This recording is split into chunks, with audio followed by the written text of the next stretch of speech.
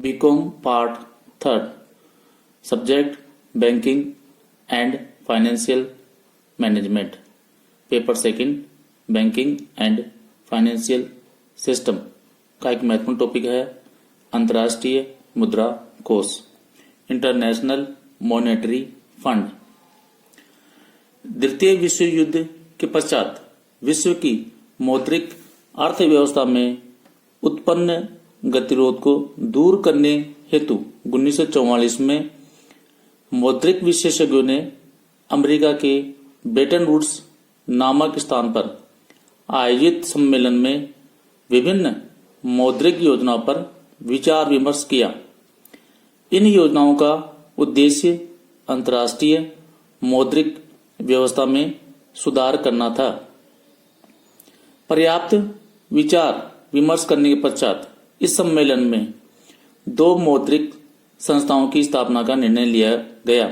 ये संस्थाएं हैं अंतर्राष्ट्रीय मुद्रा कोष और दूसरा है अंतर्राष्ट्रीय पुनर्निर्माण एवं विकास बैंक, जिसे हम लोग विश्व बैंक के नाम से भी जानते हैं। अंतर्राष्ट्रीय मुद्रा कोष की स्थापना 27 दिसंबर 1945 को की गई। अंतर्राष्ट्रीय मुद्रा कोष के कतिपय उद्देश्य भी निर्धारित किए गए हैं।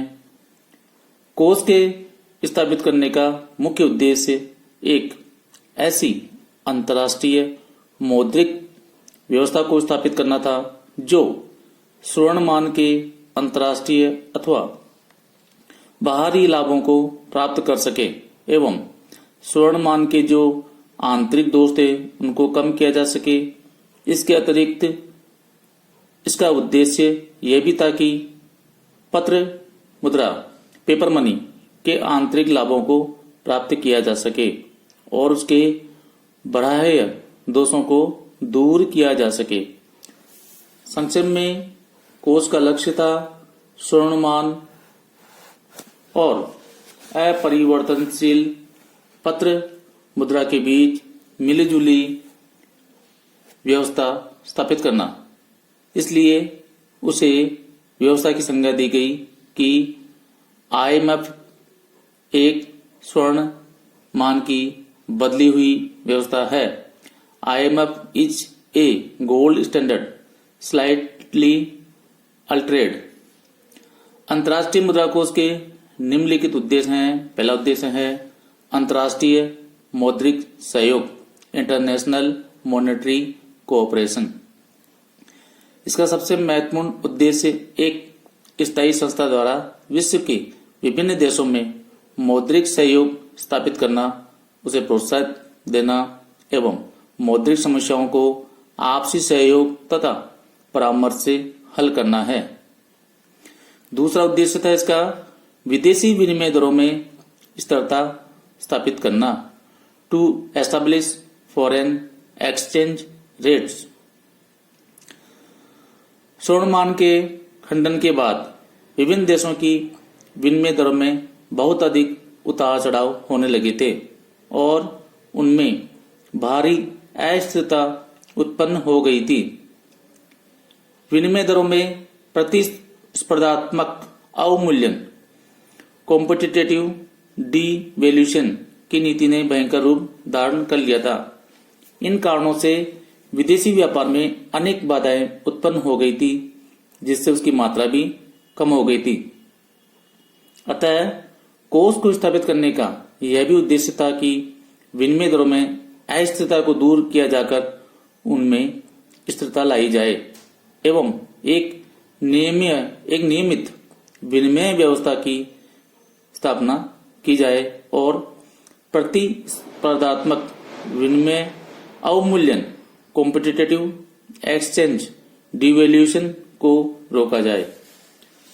अंतर्राष्ट्रीय मुद्रा कोष का तीसरा उद्देश्य विनिमय नियंत्रणों की विधियों को समाप्त करना, टू रिमूव एक्सचेंज कंट्रोल। अनेक देशों में 1931 से ही विनिमय नियंत्रण की विधि अपनाई जा चुकी थी, जिससे विदेशी व्यापार में बाधाएं उत्पन्न हो गई थी। अतः विदेशी व्यापार को प्रोत्साहित करने के लिए यह आवश्यक था कि विनिमय नियंत्रण की विधियों को यथासंभव कम किया जाए एवं उसे समाप्त किया जाए। इस प्रकार मुद्रा कोष को स्थापित करने का यह भी लक्ष्य था कि विनिमय नियंत्रण को समाप्त किया जाए। अंतर्राष्ट्रीय मुद्रा कोष का चौथा उद्देश्य था चालू भुगतानों के लिए बहुपक्षीय भुगतान पद्धति की स्थापना करना। To start multilateral payment system. कोष का यह भी उद्देश्य था कि चालू भुगतानों के लिए बहुपक्षीय भुगतान तथा व्यापार प्रणाली की स्थापना करके सदस्य राष्ट्रों के बीच विनिमय संभव किया जाए तथा विदेशी विनिमय संबंधी प्रतिबंधों को समाप्त कर दिया जाए। पांचवा उद्देश्य था इसका अंतर्राष्ट्रीय व्यापार को बढ़ाना, एक्सपांशन ऑफ इंटरनेशनल ट्रेड।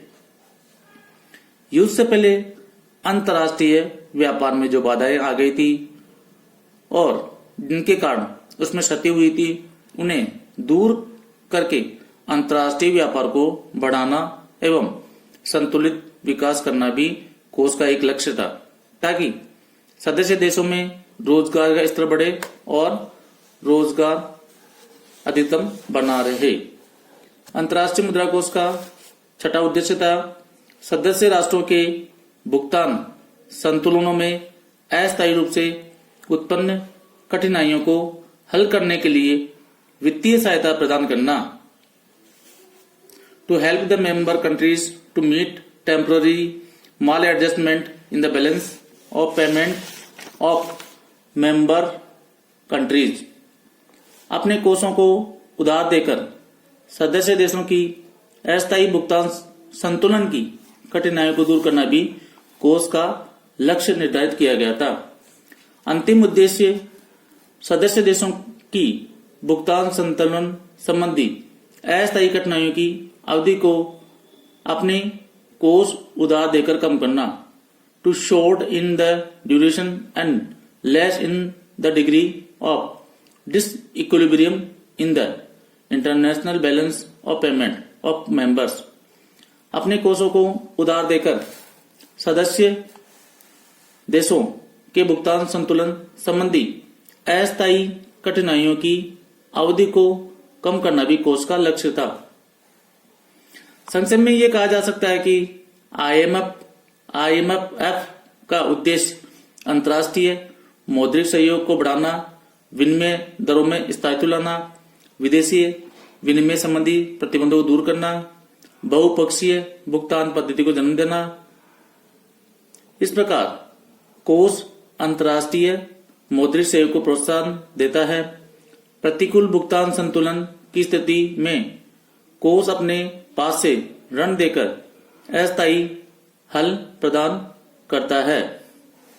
बहुपक्षीय भुगतान पद्धति के द्वारा सदस्य देशों के बीच विनिमय को सरल बनाता है, व्यावसायिक उच्चावचनों तथा अस्थिरताओं के अंतर्राष्ट्रीय प्रभावों को कम करता है।